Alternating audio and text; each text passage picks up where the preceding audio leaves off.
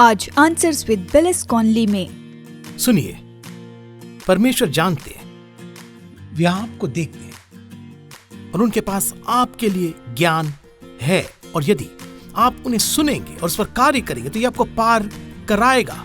जैसे जैसे ये आपको पार कराता है, ये आपके जीवन में महान लौकिक और शाश्वत आशीष भी लाएगा। फिर से मुख्य कुंजी ये है कि हमें उनकी बुद्धि को सुनना चाहिए। हमें उन्हें जरूर सुनना चाहिए।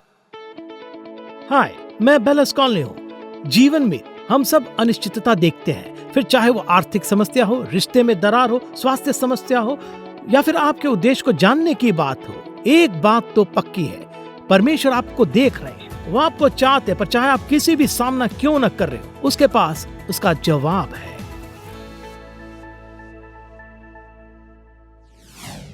मैं चाहता हूं कि आप नीति वचन की पुस्तक खोलिए। नीति वचन की पुस्तक 1:5 से आपके साथ एक छोटा सा संदेश साझा करने जा रहा हूं और आप समझ जाएंगे कि यह एक सापेक्ष शब्द है। आइए पहले प्रार्थना करें कि स्वर्गीय पिता हमें समझ प्रदान करें। हम आपको अपना पूरा ध्यान देते हैं, हम दीन होकर सुनते हैं। हमारे ये हृदय आपके हैं जिन पर आप लिख सकते हैं। सांत्वना प्रदान करें, सुधार प्रदान करें, प्रोत्साहन प्रदान करें, हमें जो चाहिए वो प्रदान करें। आपका नाम महिमावन हो, आमीन। नीति वचन 1:5 कहता है कि बुद्धिमान सुनकर अपनी विद्या बढ़ाए और समझदार बुद्धि का उपदेश पाए। तो यहां पर अब यह नीति वचन की पुस्तक में पाए जाने वाले बुद्धिमान व्यक्ति के मुख्य गुणों में से एक है। उनके पास खुला दिमाग और खुला दिल होता है। वे सुनेंगे, विचार करेंगे, वे जांच करेंगे, वे सीखेंगे। सिक्के के दूसरे पहलू पर मूर्ख नहीं सुनेगा। नीति वचन के अनुसार मूर्ख केवल अपने दृष्टिकोण में रुचि रखता है। मूर्ख केवल वो अपनी राय में रुचि रखता है, वे सुनेंगे नहीं। मूर्ख का मन सीमेंट की तरह होता है जो अच्छी तरह मिला हुआ और अच्छी तरह जमा हुआ होता है। बुद्धिमान व्यक्ति सुनेगा, मूर्ख नहीं सुनेगा। मैं आपको नीति वचन 2 से कुछ आयत पढ़कर सुनाना चाहता हूं ताकि आपको यह समझ में आए कि जब परमेश्वर कहते हैं कि सुनो और उनकी बुद्धि के अनुसार चलो, तो वे किस बारे में बात कर रहे हैं। नीति वचन 2:1-7।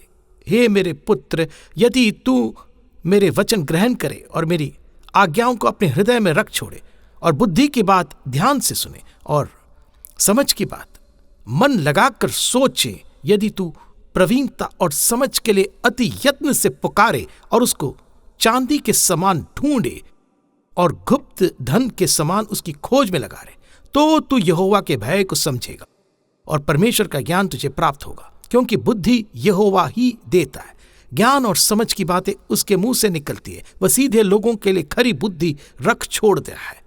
जो खराई से चलते हैं उनके लिए यह ढाल ठहरता है। तो ध्यान दीजिएगा कि लिखा है कि परमेश्वर ने धर्मी लोगों के लिए सही बुद्धि संग्रहित की है। वे इसे हमसे छिपा नहीं रहे, उन्होंने इसे हमारे लिए संग्रहित किया है। यदि हम बुद्धि की खोज करेंगे, हम सुनेंगे, यदि हम उसके पीछे चलेंगे तो प्रभु बुद्धि देंगे। वे हमें वह बुद्धि देंगे जो उन्होंने हमारे लिए संग्रहित की।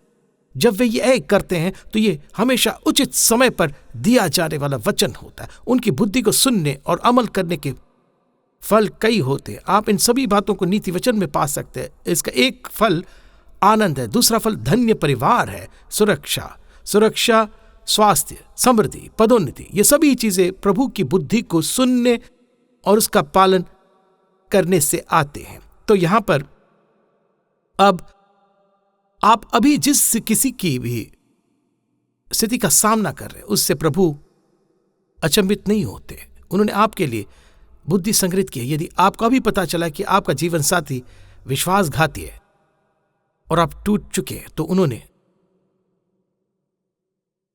आपके लिए बुद्धि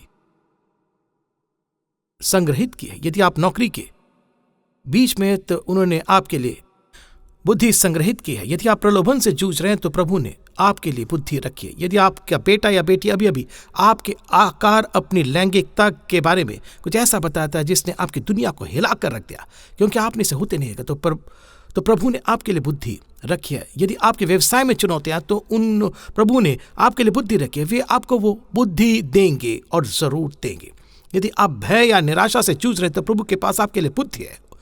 उनके पास आपके लिए चलने का मार्ग है। हो सकता है कि आपके पास बस एक विचार या सपना हो और आपको यह भी पता ना हो कि कैसे शुरू करना है। तो एक बात सुनिए, परमेश्वर जानते हैं, वे आपको देखते हैं और उनके पास आपके लिए बुद्धि है। यदि आप इसे सुनेंगे और कार्य करेंगे उस पर, तो यह आपको पार करेगा। और जैसे जैसे यह आपको पार कराता है, यह आपके जीवन में महान लौकिक और शाश्वत आशीष भी लाएगा। तो यहां पर फिर से मुख्य कुंजी यह है कि हमें उनकी बुद्धि को सुनना चाहिए, हमें उसे सुनना चाहिए और जरूर चुनना चाहिए। मैंने संदेश को वास्तव में सरल बना दिया। यह सिर्फ 4 बातें हैं। यदि आप उन्हें सुनेंगे तो आपको उनमें बुद्धि मिलेगी। मैंने इसे एक चित्राक्षरी बनाया है, इसलिए यह बहुत ही सरल है। वह 4 चीजें जो अगर हम सुनेंगे तो हम उनमें प्रभु की बुद्धि पाएंगे। नंबर 1 है हमें उनके वचन को सुनने की जरूरत है। हमें प्रभु के वचन को सुनने की जरूरत है। मैं फिर से नीति वचन 2:1-2 पढ़ना चाहूंगा। हे मेरे पुत्र, यदि तू मेरे वचन ग्रहण करे और मेरी आज्ञाओं को अपने हृदय में रख छोड़े और बुद्धि की बात ध्यान से सुने और समझ की बात मन लगाकर सोचे। परमेश्वर हमें अपना वचन के द्वारा बुद्धि देते हैं। जब मूसा इज़राइल के बच्चों के सामने खड़ा था तो प्रभु ने मूसा को आज्ञाएं और विधियां दी। उन्होंने मूसा को अपना वचन दिया, मूसा ने इसे लोगों को दिया। यही मूसा उनसे कहता है। व्यवस्था विवरण 4-5-6 में, सुनो, मैंने तो अपने परमेश्वर यहोवा की आज्ञा के अनुसार तुम्हें विधि और नियम सिखाए कि जिस देश के अधिकारी होने जाते हो उसमें तुम उनके अनुसार चलो। इसलिए तुम उनको धारण करना और मानना, क्योंकि और देशों के लोगों के सामने तुम्हारी बुद्धि और समझ इसी से प्रकट होगी। अर्थात वे इन सब विधियों को सुनकर कहेंगे कि निश्चय यह बड़ी जाति बुद्धिमान और समझदार है। तो मूसा ने कहा कि सुनो, इस वचन पर ध्यान दीजिए। यह वचन जो मैंने तुम्हें परमेश्वर की ओर से दिया है तुम्हारे लिए बुद्धि है। लूका 11:49 में यीशु ने घोषणा की कि प्रभु का लिखित वचन प्रभु की बुद्धि है। कई साल पहले एक आदमी मेरे पास आया था। वो कुछ समय से कलीसिया आ रहा था। मैं उससे एक बार मिला था। मैंने उसके साथ बस थोड़ी बातचीत की। उसने कहा कि देखो, क्या मैं आपसे बात कर सकता हूं? मैंने कहा। तो वह कार्यालय में आकर बैठ गया, व्याकुल था। उसके पास एक बहुत बड़ी समस्या चल रही थी और वो उसके बारे में बता रहा था। कहता है, पासवान, मैंने परमेश्वर से मुझसे बात करने की विनती की, बार बार परमेश्वर से मुझसे बात करने की विनती की। वे मुझसे कुछ कह नहीं रहे और मुझे नहीं पता है कि क्या करना। अब मैं उसके सवाल से काफ़ी हैरान था। मुद्दा कुछ ऐसा था कि जिसे नए नियम में अलग अलग जगहों पर कम से कम 4 या 5 बार संबोधित किया गया था। यह वास्तव में बहुत ही स्पष्ट था। उसने कहा, प्रभु मुझसे बात नहीं कर रहे हैं। मैंने उनसे बहुत विनती की। तो मैंने पूछा कि मैं ठेस नहीं पहुंचाना चाहता, लेकिन क्या आपके पास बाइबल है? तो कहा कि बेशक। तो मैंने कहा कि क्या आप इसे पढ़ते हो? उसने कहा, हाँ, वास्तव में नहीं, मैं नहीं पढ़ता। मैंने कहा ठीक है। मैं गया और शेल्फ से एक नया नियम निकाला। मैंने इसे खोला और संभवतः तीन अलग अलग संदर्भों में गए जो उसके प्रश्नों के बारे में बात करते। परमेश्वर बहुत स्पष्ट रूप से कहा कि इसका जवाब कैसे देना और क्या करना। मैंने कहा, आप इसके बारे में क्या सोचते? तो कहे कि ऐसा लगता है कि प्रभु ने पहले ही मेरे बुद्धि के बारे में कुछ कह रखा है ना? मैंने कहा, वास्तव में हाँ, कहा है। तो कल्पना कीजिए कि आपने एक कंपनी शुरू की है और यह बहुत ही बढ़िया चल रही है, एक पूरी गति से चल रही है, बहुत उत्पादक है, यह लोगों की मदद कर रही है, कर्मचारियों को आशीष मिल रहा है, आपको आशीष मिल रहा है और आप एक लंबी यात्रा करने जा रहे हैं। जाने से पहले आप किसी भी संभावित समस्या के बारे में एक विस्तृत पुस्तिका लिखते हैं। आप उन विक्रेताओं के बारे में बात करते हैं जिनसे आपको सामान लेना है, सभी यंत्रों के रखरखाव के बारे में और कर्मचारियों के बीच संघर्ष होने पर क्या करना, और अगर ऐसा होता है या वैसा होता है तो आपको क्या करना है। आप हर उस चीज़ के बारे में बात करते हैं जो प्रदान की गई और जिसकी आप अपेक्षा की जाती है। यह विस्तृत है और इसमें बहुत सब कुछ शामिल है। तो इसलिए आप कई अगुओं को एक साथ इकट्ठा करते हैं और उनमें से प्रत्येक को उस पुस्तिका की एक प्रति देते हैं। अब कहते हैं मैं एक लंबी यात्रा पर जा रहा हूँ, या आपको बताया गया कि क्या करना है। आप एक लंबी यात्रा पर जाते और तो आप अंत में वापस आते, और जब आप अपने व्यवसाय के स्थान पर पहुंचते हैं तो चौंक जाते, क्योंकि लाइटें बंद है, इमारतें में कोई लाइट नहीं है। आप अंदर जाते हैं और यह पूरी तरह से अव्यवस्थित है। आपके कर्मचारी वहां लड़ रहे हैं, सभी मशीनें बंद है और कोई उत्पादन नहीं हो रहा है। सब कुछ गड़बड़ है, पूरी तरह से अराजकता फैली है। और आप इन अगुओं को उनको एक साथ बुलाते हैं और आप पूछते हैं कि यहाँ क्या हो रहा है, आपने ऐसा क्यों होने दिया? तो कहे कि आपने हमें कभी फोन ही नहीं किया, तो हम आपके फोन करने और हमें बताने का इंतजार कर रहे थे कि क्या करना है। तो कहे कि मैंने आपको एक पुस्तिका दी थी, मैंने आपको एक पुस्तिका दी थी जिसमें हर बात का जिक्र था। हाँ, लेकिन मशीनें बंद हो गई और हमें नहीं पता था कि उन्हें कैसे ठीक करना है, हमें नहीं पता था कि किस विक्रेता से सामान लेना है, हमें नहीं पता था कि कर्मचारियों को किस समय आना चाहिए या उनसे क्या अपेक्षा की जाती है। तो कई बार हम फोन के आसपास इंतजार करते रहे कि आप जूम कॉल करेंगे और हमें बताएंगे कि हमें क्या करना है, पर आपने फोन नहीं किया। लेकिन मैंने आपको एक पुस्तिका तो दी थी ना। ये सब कुछ उस पुस्तिका में है। इन सभी चीजों का जिक्र किताब में तो है। वैसे मैंने 1-2 बार फोन किया था और आपने कभी फोन नहीं उठाया।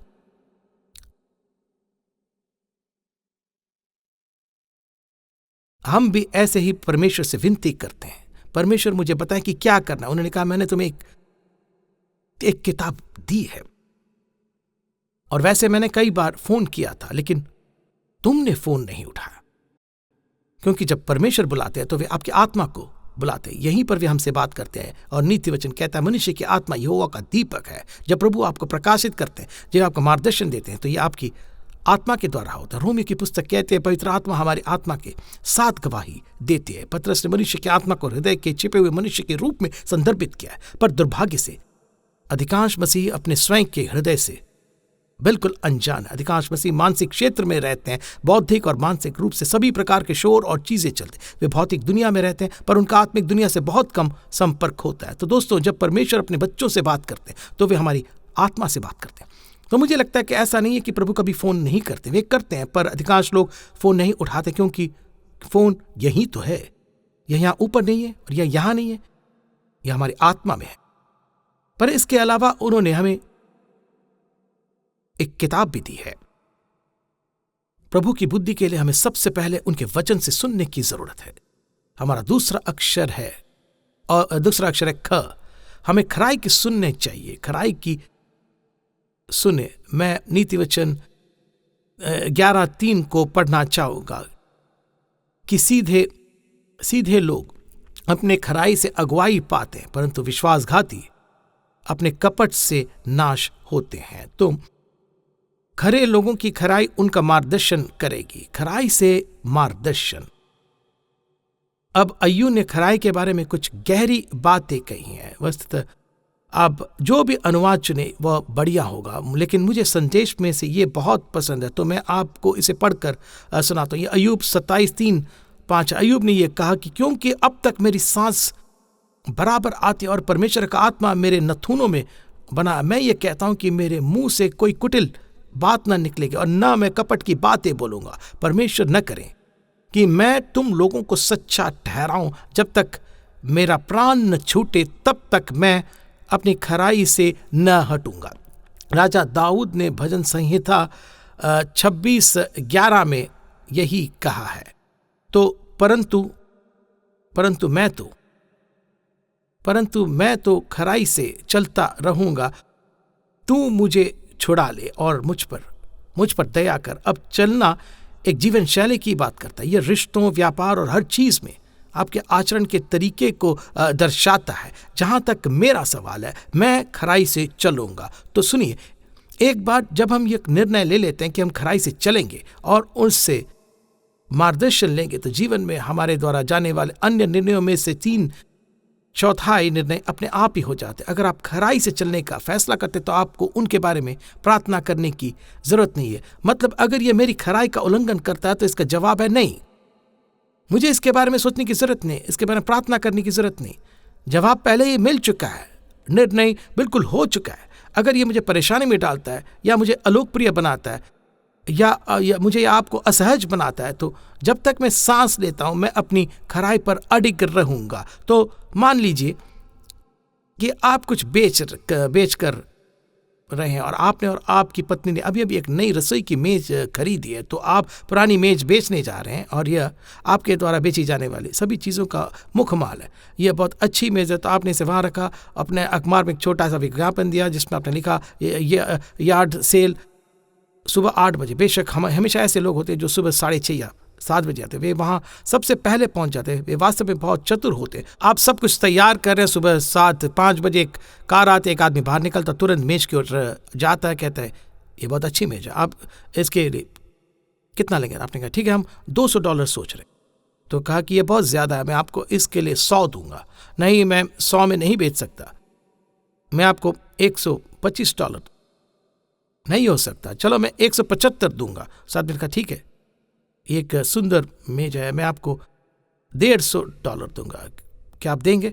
आप इसके बारे में सोचे और कहते ठीक है, सौदा पक्का। तो आप हाथ मिलाते, कहता है मैं अपने साथ इतना नकद नहीं लाया, मुझे इतना खर्च करने की उम्मीद नहीं थी, मैं घर जाकर पैसे लेने जा रहा हूँ, मैं 1 घंटे के भीतर वापस आऊँगा। हमने सौदा पक्का कर लिया, मेज़ मेरी है, आप उसे हाथ मिलाते हैं, कहते ठीक है। तो जब वो जा रहा है तो तभी एक दूसरी कार आती है, आदमी उतरता और सीधा मेज की ओर आता है, कहता है बढ़िया मेज है, कितना? आप कहते हैं वो माफ़ कीजिए, ये बिक चुका है। आप मजाक करें, ये अभी भी यहाँ क्यों है? वो आदमी अभी पैसे लेने गया, उसके पास नकद नहीं था। वो कहता है वो इसके लिए कितना दे रहा है? बोला $150। $150? मैं आपको 175 दूंगा। तो नहीं, मैं सौदा पक्का हो चुका है, मैंने उसे इस आदमी को 150 में बेच दिया, मैं आपको $200 दूंगा। नहीं, आप समझ नहीं रहे, आप मुझे इसके लिए $2000 भी देंगे तो भी मैं ये नहीं दूंगा। मेरी खराई किसी भी कीमत पर बिक नहीं सकती है। आपको इसके बारे में सोचने की जरूरत नहीं है, आपको इसके बारे में प्रार्थना करने की जरूरत है। मैं एक दूसरे राज्य में प्रचार कर रहा था, एक आदमी जिससे मैं मिला था, ये वास्तव में एक बड़ी कंपनी का अध्यक्ष था। वह जानता था कि मैं वहाँ जा रहा हूँ और उसने मुझसे पूछा कि क्या मैं आपके साथ गोल्फ खेलूंगा। मैंने कहा ठीक है। तो हम गए और वह एक निजी क्लब का सदस्य था, हम गोल्फ खेलने गए। और अगर आप गोल्फ का कोई अनौपचारिक खेल खेलने जा रहे हैं तो शुरू करने से पहले ये तय करने, आप किसी भी प्रकार से इसे खेलने जा रहे हैं तो ये ठीक है, लेकिन शुरू करने से पहले ये स्पष्ट कर ले, नहीं चलो गोल्फ खेलते हैं। गोल्फ के खेल के एक नियम है, तो हम खेलने के, और वह काफ़ी प्रतिस्पर्धी था। फिर तीसरे होल पर उसने धोखा देना शुरू कर दिया। उसे नहीं लगा कि मैंने उसे देखा, उसने अपनी गेंद को लगभग 3 फीट दूर रफ में मारा। तो मुश्किल खेल, आप उसकी गेंद के ऊपर हिस्से को मुश्किल से देख सकते हैं और वह इसे बहुत तेजी से फायरवे पर ले जाता है। अब उसे एक बेहतरीन खेल मिलता है, अच्छा शॉट मारता है। फिर उसने फिर से यही किया अगले होल में। ये सारा दिन चलता रहा, हम खेल पूरा करते और वह स्कोर जोड़ता, कहता है ओ बलस, ऐसा लगता है कि मैंने आज तुम्हें 2 स्ट्रोक से हराया। पवित्र आत्मा वास्तव में मेरे साथ थे। मैंने सोचा हाँ तुम्हारे साथ एक आत्मा थी, लेकिन वो पवित्र नहीं थी। अब कोई कहेगा इसमें क्या बड़ी बात है, ये सिर्फ गोल्फ का खेल है। मैं सहमत हूं, ये कोई बड़ी बात नहीं। पर बात यह है कि आप अपने जीवन को अलग अलग हिस्सों में नहीं बांट सकते। हम हमेशा यही करते हैं, हमारे पास यह एक छोटा सा हिस्सा है। दोस्तों, प्रभु आपके जीवन को अलग अलग हिस्सों में बांट कर नहीं देखते। यह आपका जीवन, और सच है कि आप एक क्षेत्र में जो करते वो हमेशा दूसरे क्षेत्रों में भी फैलेगा। आप चाहे जितना भी उस छोटे से हिस्से को बंद करना चाहें, आप नहीं कर पाएंगे, ये दूसरे क्षेत्रों में भी फैलेगा। कुछ महीने बाद इस आदमी ने अपनी खराई का बहुत गंभीर तरीके से उल्लंघन किया। उसने अपनी प्रतिष्ठा बर्बाद कर ली और लगभग अपनी शादी तोड़ ली। खराई को अपना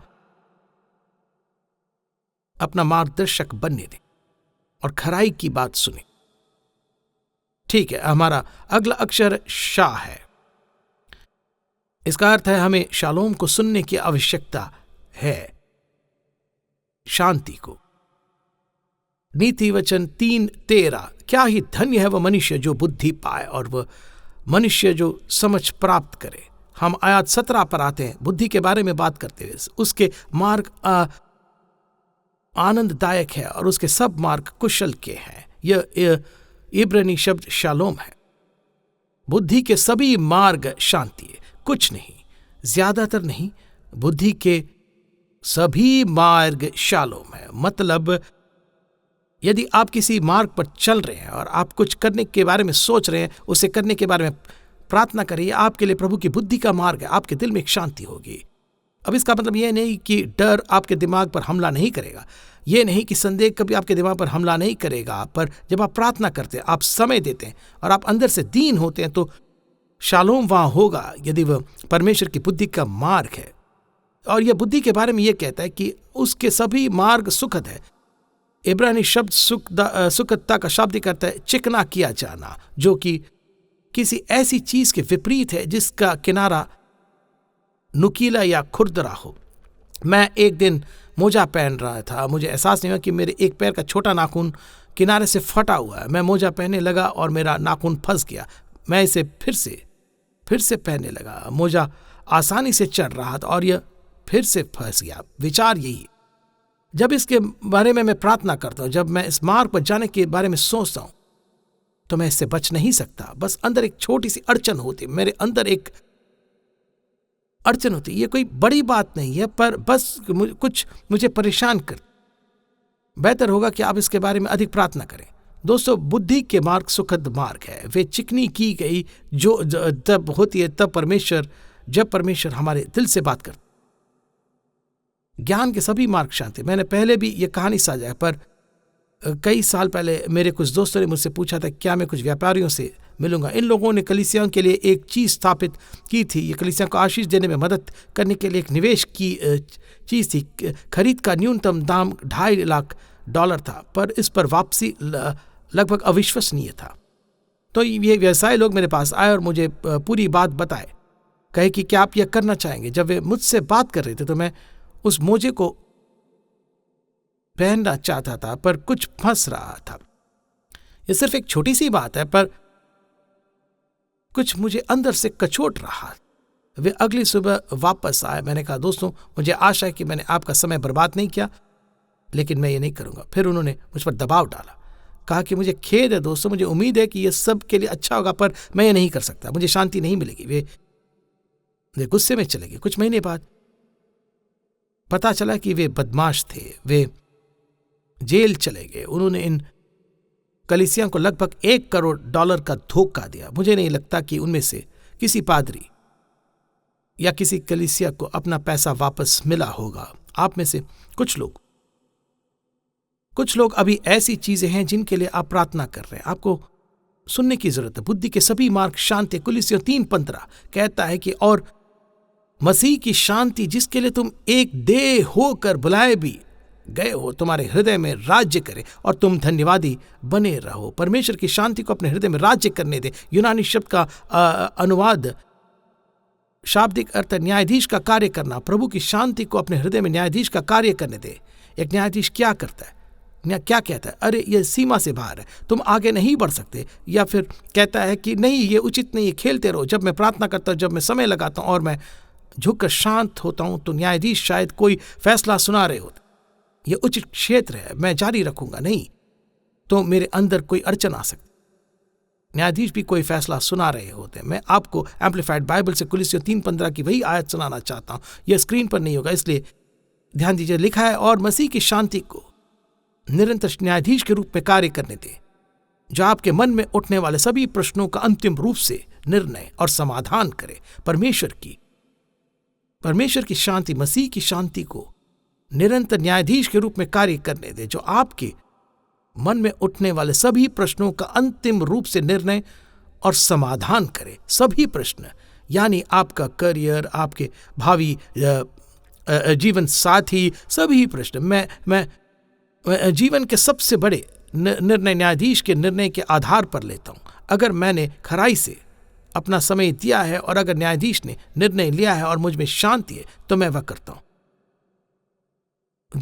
दूसरी ओर, अगर मेरे अंदर कोई अड़चन है, तो मैं वह नहीं करूंगा। मैं वास्तव में न्यायाधीश के निर्णय के आधार पर अपने जीवन के सबसे बड़े निर्णय लेता हूं। हमें शालोम को सुनने की जरूरत है। शालोम शलोम ज्ञान के सभी मार्ग शलोम है। शलोम सभी। मेरे पास लगभग 5 उदाहरण है जो मैं आपको बताना चाहता हूं, पर मैं ये अभी नहीं करूंगा। चलिए अब एक आखिरी अक्षर वी का मतलब है विशेषज्ञ। विशेषज्ञों की बात सुने, मतलब वे लोग जो आपसे आगे चल चुके हैं, वे लोग जिन्हें आपसे ज्यादा अनुभव है, वे लोग जो कुछ ऐसी ही चीजों से गुजरे हैं जिनका आप अभी सामना कर रहे हैं।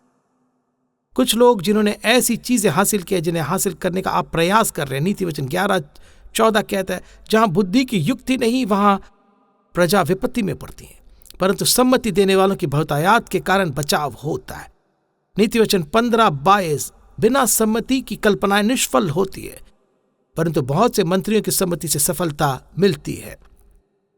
अगर दूसरे आपको जो सलाह देते हैं वह उससे अलग है जो आप मानते हैं कि प्रभु ने आपके दिल से कहा, तो बस इसके बारे में प्रार्थना करें, प्रभु की प्रतीक्षा में अधिक समय बिताएं, क्योंकि दूसरे हमें उन चीजों को देखने में मदद कर सकते हैं जिनके बारे में हमने सोचा नहीं होगा, समय से लेकर उद्देश्यों तक और इसी तरह की अन्य सभी बातें। पर आप कुछ निर्णय शून्य में नहीं लेना चाहेंगे। ऐसा करने से आप मुसीबत में पड़ सकते हैं। नीति वचन 18:8 में लिखा है, जो दूसरों से अलग हो जाता है वह अपनी ही इच्छा पूरी करने के लिए ऐसा करता है और सब प्रकार की खरी बुद्धि से बैर करता है। एकाकीपन सन की विचारों को लाता है। अगर आपकी 4 या 5 मित्र हैं और सभी कह रहे हैं कि तुम उस लड़के के साथ क्या कर रही हो, वह तुम्हारे लिए अच्छा नहीं है, शायद आपको उनकी बात माननी चाहिए। हो सकता है कि वे कुछ ऐसा देख रहे हैं जो आप नहीं देख पा रहे, या शायद आप बस ऐसा इतना खुश है कि आखिरकार कोई आप पर ध्यान नहीं दे रहा और आप हर उस बाधा को पार कर रही है जिसे आप जानती हैं कि प्रभु ने आपके सामने रखा है। सलाहकारों के लिए प्रभु का धन्यवाद। अगर हम बुद्धिमान बनने जा रहे हैं तो हमें वह परमेश्वर के वचन को सुनना है, खराई को सुनना है, और हमें शलोम को सुन, हमें विशेषज्ञों की सुनी। एक इंसान के लिए सबसे बुद्धिमानी की बात यह है कि वह एक सुनिश्चित करे कि वह प्रभु के साथ अपने मामले को सुलझा ले। इस जीवन में आपके आत्मिक जीवन से ज्यादा महत्वपूर्ण और कुछ नहीं है। यह अनंत काल के लिए सिर्फ एक तैयारी कक्ष है। दोस्तों, यह बिल्कुल सच है। आपके आत्मिक जीवन को सुलझाने से ज्यादा मुख्य और कुछ नहीं है। मैंने कुछ नाबालिगों के बारे में एक कहानी पढ़ी जो 1 सदी से भी ज्यादा पहले अलास्का में थे। उन्हें सोने की एक नस मिली, वे इसका खनन कर रहे थे और उन्हें पता था कि सर्दी और बर्फ आने वाली है, पर उन्होंने कहा कि ओ बस थोड़ा और बस थोड़ा और। उन्होंने बहुत लंबा इंतजार किया। वे अपने छोटे से कैबिन में बर्फ में दब गए। उन्होंने बहुत सारा सोना निकाला, लेकिन सर्दियों के लिए उनके पास पर्याप्त आपूर्ति नहीं थी, तो वे सभी उस कैबिन में मर गए। वे अगले वसंत में मिले, उनकी कोई खबर नहीं थी, और लेकिन वे अपने कैबिन में मृत थे। मेज पर सोने का एक बड़ा थैला था और उन्होंने एक नोट वहां पर छोड़ा था। नोट में लिखा था कि हमने बहुत लंबा इंतजार किया।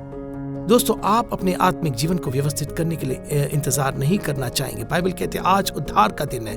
आज अगर आप उनकी आवाज सुनते हैं तो अपना दिल कठोर न करें। आज यीशु को पुकारें, अपने पापों को धो लें और उनके साथ एक नया जीवन शुरू करें। अधिक जानकारी और प्रेरणा के लिए bellisconley.com पर जाइए।